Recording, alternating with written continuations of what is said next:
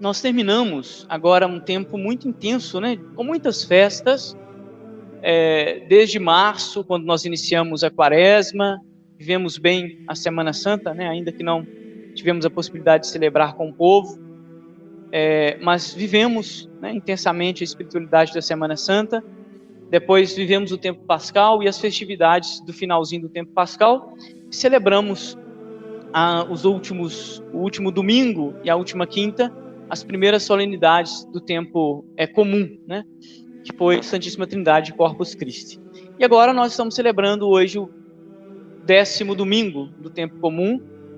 E eu dizia outro dia, quando celebrava com as pessoas lá na catedral, na trezena de Santo Antônio, que quando nós entramos no tempo comum, pode ser que a equipe litúrgica, não sei se o povo também pode passar por isso, mas a gente pode correr a tentação de dar quase que uma esfriada, né?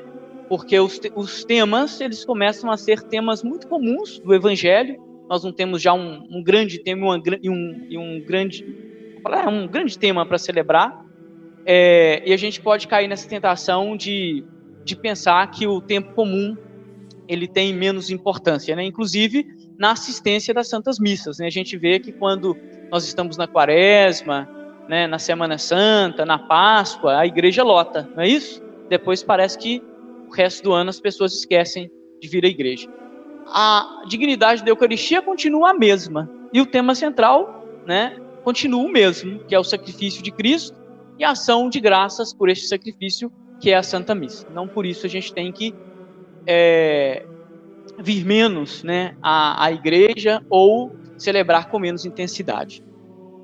É lógico que os temas, eles deixam de ser, né, temas centrais, e aí nós começamos a tocar, né, vários temas a partir dos textos. Às vezes nós articulamos temas, e às vezes nós usamos a metodologia de destacar alguma ideia ou alguma intuição espiritual. Hoje, na nossa homilia, eu vou fazer a opção por destacar alguns temas, né, ou algumas ideias, ou algumas intuições espirituais nas leituras, poderia nos ajudar a vivenciar esta semana. Nós iniciamos o primeiro dia da semana com a Santa Missa, justamente para que ela seja uma espécie de abastecimento, né, para a gente ter fôlego para viver espiritualmente o resto da semana. Vamos começar pelo Gênesis. A primeira leitura de hoje vai narrar o reencontro de Deus com a sua criatura após a queda dessa criatura, né? Adão já tinha cometido o pecado, né, da desobediência, e existe então essa narrativa do reencontro. E nessa narrativa do reencontro existe um diálogo entre Deus e este primeiro homem.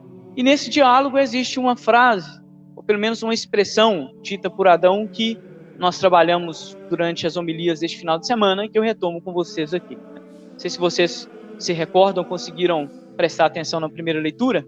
Deus pergunta para o homem, que já tinha cometido o pecado, onde que ele está, não é verdade? Onde você está? E ele dá uma resposta. Vocês se recordam da resposta que ele dá? Qual foi a resposta de Adão para Deus? Vocês se recordam? Tem duas palavrinhas aí que são importantes nessa resposta. O que acontece com ele? Onde que ele está? Escondido atrás de uma moita, por quê? Porque ele viu que estava nu. Ele viu que estava nu, teve medo e se escondeu de Deus. E essa formulação tão pequena, ela tem uma densidade tão importante, né, para nós, tão real na nossa vida, eu acredito, para a nossa vida espiritual, porque o que acontece com Adão, acontece também conosco, né? Esta mania que o ser humano tem de esconder de Deus, ou de tentar esconder de Deus, por causa da sua nudez, né? E aliás, isso é uma postura muito comum, né? Faz parte do nosso mecanismo de defesa. A gente nunca se mostra do jeito que a gente é, totalmente para as pessoas, né? E como a gente esconde das pessoas aquilo que nós somos, nós pensamos que podemos reproduzir na relação com Deus a mesma coisa. Assim como eu não me mostro como eu sou para os outros, eu penso que para Deus também, ou que com Deus também eu posso me esconder. E aí nós estamos enganados. Porque como Ele nos fez à sua imagem e semelhança, e Ele é o nosso Criador, Ele sabe do barro que nós somos feitos. Ele sabe das nossas misérias, das nossas más intenções, né? A gente brinca, né, das nossas canalices, não é verdade? Algumas crônicas, algumas agudas, Ele sabe de tudo. Mas nós insistimos em reproduzir a nossa, vamos dizer assim, né, essa espécie de camuflagem que nós temos na nossa vida diária, né?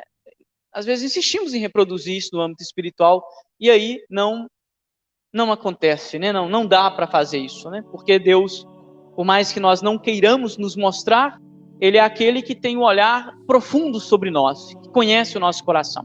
Nós podemos enganar outros, a Deus nós não enganamos. Então nós precisamos ter essa noção de que nós não conseguimos, na esfera espiritual, viver com tantas máscaras como acontece na esfera da existência comum, né, e normal. A gente brincava ontem que eu não tenho, né, a experiência do casamento e, pelo que eu percebo de mim, não tenho vocação para isso, gosto de ser padre e acho que morrerei assim, né, como padre, abraçando essa vocação, mas dizem por aí que as máscaras caem depois do 3º dia de casado, né, a gente brinca. Enquanto você está namorando, você consegue esconder o CC, o bafo, o cabelo espenteado, né, a má criação, tudo se esconde, o bicho de pé, né, a gente esconde algumas coisinhas. Na convivência, isso vai caindo, as máscaras vão caindo.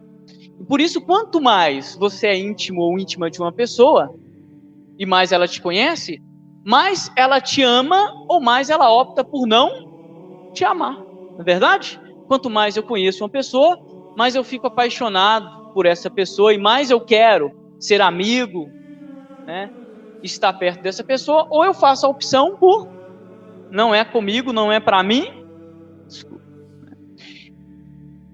guardadas as distâncias. O que acontece na nossa vida com as outras pessoas também acontece na vida espiritual. Quanto mais nós nos abrimos para Deus, né? E ainda mais, tendo esse pressuposto de que nós não conseguiremos nos esconder dele, o salmista vai cantar, né? Para onde irei, Senhor? Para onde eu fugirei? Se estou nos altos céus, lá me vês, né? Se estou no abismo, te encontro lá também. Para onde que eu vou? E Pedro vai dizer: aonde iremos, Senhor? Somente tu tens palavra de vida eterna. Então também acontece isso na esfera espiritual. Quanto mais a gente descobre que não adianta a gente esconder a nossa nudez para Deus, ou de Deus, mais a gente se apaixona, mais a gente cresce espiritualmente. E aí já estou uma segunda leitura de São Paulo. São Paulo vai fazer hoje uma espécie de dialética, de reflexão dialética entre o homem interior e o homem exterior, entre as coisas visíveis e as coisas invisíveis, né? O que é invisível e o que é aparente. Vai dizer, cuidado, porque a figura deste mundo passa, a aparência passa. O que permanece é o que é invisível, né? Então, cuidado, cuidem e cultivem o homem interior, porque o homem exterior morre, perece e passa. Quanto mais nós valorizamos isso, e aí nós temos a coragem de nos desnudar, né, diante de Deus, tirar todas as máscaras e de colocar, né, a nossa vida, a nossa existência para Deus do jeito que nós somos, com as nossas misérias, inclusive com as nossas fraquezas, com as nossas limitações e com as nossas vergonhas. Mas a gente reconhece a misericórdia de Deus na nossa vida e fala, não é possível que Ele me ama a si mesmo, do jeito que eu sou, né? A frase que vocês vão rezar daqui a pouquinho é: Senhor, eu não sou digno de que entreis em minha morada, essa morada suja, chula, baixa, mas direis uma palavra e eu serei salvo. Só pode dizer isso quem está com o coração desnudo diante de Deus. Quanto mais vocês fazem isso, mais o amor entre Deus e vocês cresce.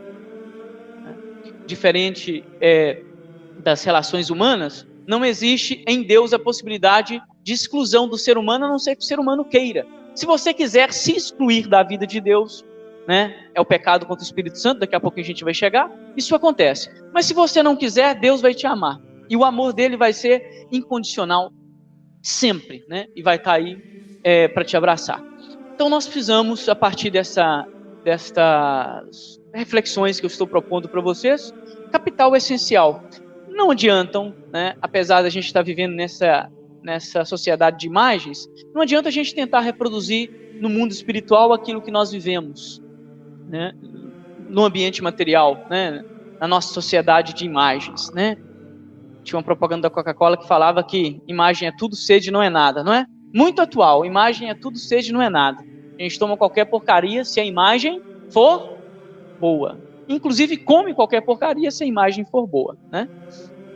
A realidade dos lanches no cardápio e quando chega para você na mesa, né? Você vê a distância. Mas a propaganda é o que manda. Pois é, não precisa fazer propaganda para Deus. Porque Deus já te comprou com o sangue do Filho do jeito que você é, assim do jeito que você é, encardido do jeito que você é. Não precisa tentar fazer propaganda para Deus, maquiar. E por isso a nossa fé, ela se torna cada vez mais um ato de liberdade, um ato de autenticidade. Quando eu penso nisso, a minha participação na Eucaristia, na comunidade muda, né? Porque aí eu sei que eu não estou fazendo nada por aparências, né? E eu sei que eu nem preciso esconder aquilo que eu sou das pessoas.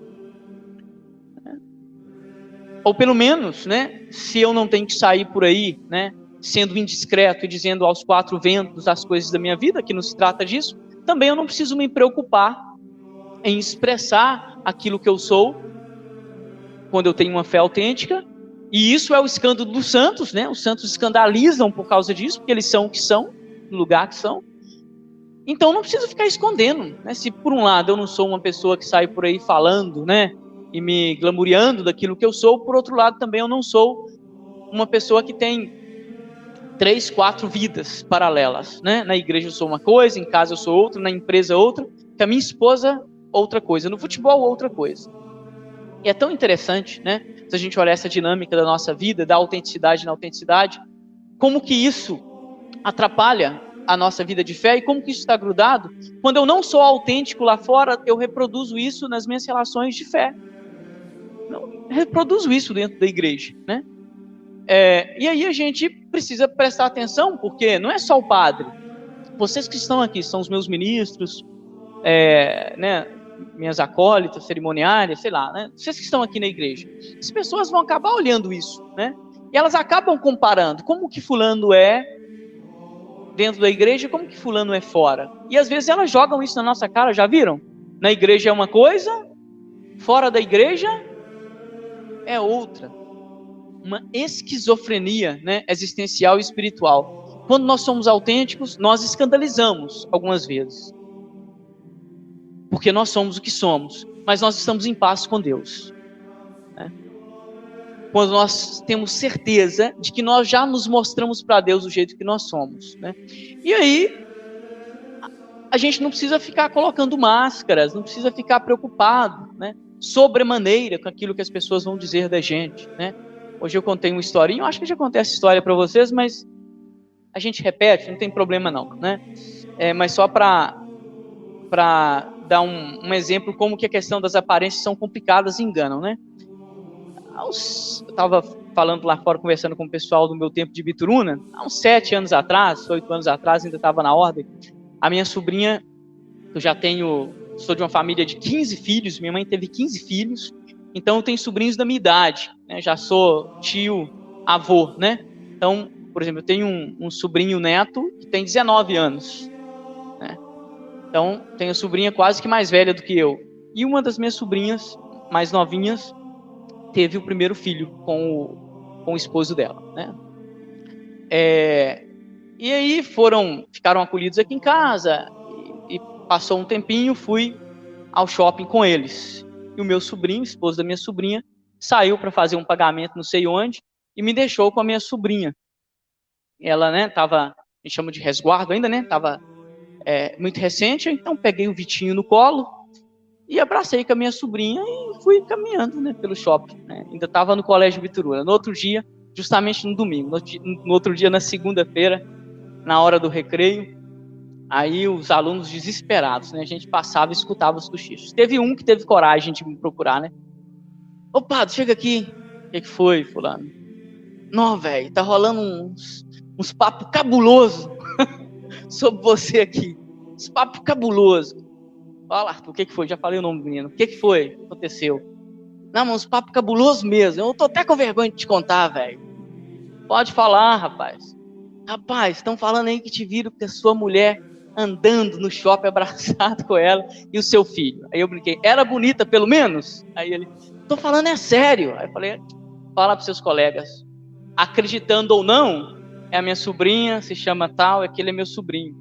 Vocês acham que eu vou deixar de pegar o meu sobrinho neto no colo e abraçar a minha sobrinha e andar pelo shopping com ela abraçada, preocupado com o que vocês vão pensar? Olha, eu tenho um amor cristão por todos vocês. Eu vou dizer isso com carinho. Mas não me importa muito o juízo que vocês fazem de mim, não. Digo isso com todo carinho, tá? Assim, sem problema. Não vou deixar de dar um beijo numa pessoa, de abraçar uma pessoa, porque nós temos um imaginário sobre o padre que não tem afeto, que não pode tocar e que não pode abraçar. Se tem alguém que nos julgará, este alguém não está aqui, não sou eu e nem vocês, está lá. E se eu já desnudei o meu coração para Deus, o que meus irmãos vão pensar de mim? A gente respeita, escuta, mas não vai determinar aquilo que eu sou. Pode ter certeza, eu ainda não tenho amizade com muitos de vocês, não aqui, tem alguns amigos meus, de verdade, né? Mas meus amigos que estão aí sabem, nunca vou deixar de dar um abraço, de dar um beijo, seja homem ou mulher, em público. Porque as pessoas vão pensar, senão seria uma máscara, entende? Seria uma máscara. Eu não uso máscaras. Pode até ser que eu use em algum momento, porque a gente falar que não usa máscara é muito complicado, porque a sociedade exige de nós uma máscara, às vezes, não é verdade? Exige uma máscara, né? Mas na medida do possível, se eu posso evitar, eu as evito, principalmente no campo das relações, né? E principalmente como padre. Então eu sou padre abraçando, não abraçando, no shopping, fora do shopping, todo canto. Isso é a minha identidade, é o que eu sou. Né? E vocês são assim também, precisam ser assim. Se vocês já se mostraram para Deus e não estão escondendo, ou se escondendo como Adão fez, não se preocupe com o que as pessoas vão dizer, né? Ah, eu penso isso, fale aquilo que você pensa, não precisa se preocupar. A gente vem para o debate, a gente conversa, a gente bate papo, a gente aprende juntos, precisam esconder aquilo que vocês pensam. A gente precisa de caridade nas nossas relações, mas não colocar uma máscara e se esconder. Ah, porque eu estou muito nu, não quero que a pessoa me veja como eu sou. Não se preocupe muito com isso não. Né? Acho que isso é muito importante. Quero terminar a homilia, e aí, rapidinho mesmo, só para vocês não irem para casa com a dúvida sobre o pecado, né, do Espírito Santo, que eu sei que tem muita gente esperando essa parte chegar, porque muita gente pergunta sobre isso. É muito simples, esse texto parece complicado, mas ele não é um texto complicado. Este texto trata, em grandes linhas, de uma tentativa de desqualificação de Jesus em dois sentidos. Primeira forma de desqualificação, os judeus que estão morrendo de ciúmes de Jesus, por causa da autenticidade de Jesus, porque Jesus se mostrava do jeito que ele era. Ele ia lá e sentia vontade de curar o leproso e curava, não é isso? Ia e via um pecador por lá, hoje eu vou almoçar na sua casa, ia para a casa de Zaqueu, deixava, né, as mulheres que não eram tão santas tocá-lo. Então Jesus era assim, não se preocupava, então ele sofria juízo. Isso incomodava tanto que tentaram desclassificar Jesus, porque ele era autêntico. E dizia, tudo que ele faz é em nome de Beelzebu. Ele expulsa os demônios em nome dos demônios. E Jesus vai dizer, cuidado. Primeiro que isso que vocês estão falando é um contrassenso, né? Porque como é que pode o demônio expulsar o demônio? Não pode. Porque se uma casa se divide contra ela, ela cai. Segundo, todo pecado vai ser perdoado. Toda blasfêmia é perdoada, menos a blasfêmia contra o Espírito Santo. Que blasfêmia é esta? Está lá bem escrito, não é tão difícil. Desrespeito a este pecado contra o Espírito Santo é quando você atribui ao demônio algo que é de Deus. Este é o pecado contra o Espírito, né? Quando você atribui ao demônio algo que é de Deus, ou a gente poderia ainda aprofundar e dizer, quando você coloca o demônio no lugar de Deus. por que este pecado não tem perdão? Porque é uma escolha sua, né? Deuteronômio vai dizer: coloco diante de ti o caminho da vida e o caminho da morte. Falei para você escolher a vida, mas se você escolheu a morte, escolhido está. Então não tem perdão porque você escolheu o demônio, né? No sentido de eu escolho o mal e eu coloco o mal no lugar de Deus. Tem gente que faz isso? Parece que tem, porque se não tivesse o nosso mundo não estaria assim, né? Então parece que tem. E a segunda parte, a segunda tentativa de desclassificação, também muito fácil, é como que a gente desclassifica uma pessoa? Mostrando para ela a origem. Na minha cidade, eu sou da roça, e gosto de falar que sou da roça, faço questão.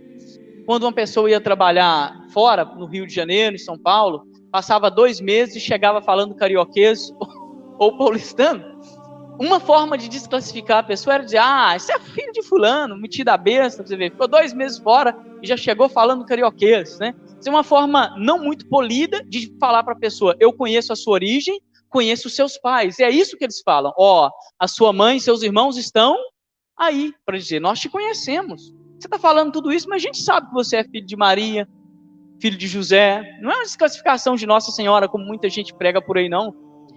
É uma tentativa de desclassificar Jesus. E Jesus vai dizer: cuidado, porque meu pai, minha mãe, meus irmãos são aqueles que escutam a minha palavra. São aqueles que escutam a palavra ou fazem a vontade do meu pai, né? Então, fica aí pra gente essas reflexões, né?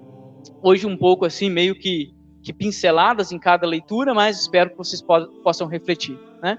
E nessa oração da noite, na Santa Missa, vocês possam fazer o exercício de se colocarem na mesa do altar, na mesa do Senhor, também dessa forma desnudada, né? Que o Senhor possa ver o profundo do coração de vocês. Amém?